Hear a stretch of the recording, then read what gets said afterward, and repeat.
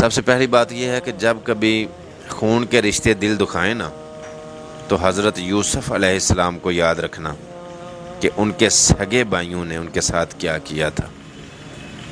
دوسری بات یہ ہے کہ جب کبھی تمہیں یہ لگے کہ تمہارے والدین تمہارا ساتھ نہیں دے رہے تو حضرت ابراہیم علیہ السلام کی زندگی اپنے سامنے رکھنا کہ ان کے والد نے ان کو آگ میں پھینکنے والوں کا ساتھ دیا تھا، اپنے بیٹے کا ساتھ نہیں دیا تھا۔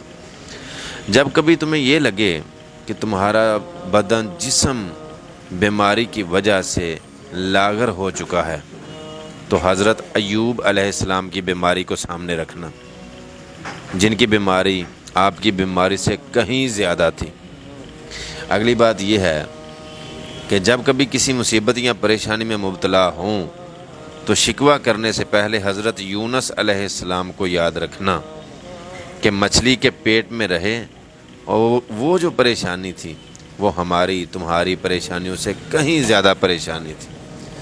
اگلی بات یہ ہے کہ اگر کبھی لگے کہ اکیلے رہ گئے ہو، ایک بار اپنے بابا آدم کو یاد رکھنا کہ جن کو اللہ نے ایک بہت اچھا ساتھی دیا تھا اور ان کی زندگی بہت اچھی تھی۔ پھر اگر آپ پریشان ہیں، اکیلے ہیں تو اللہ سے اچھے ساتھ کی دعا کریں، اللہ آپ کو اچھا ساتھی عطا فرمائے۔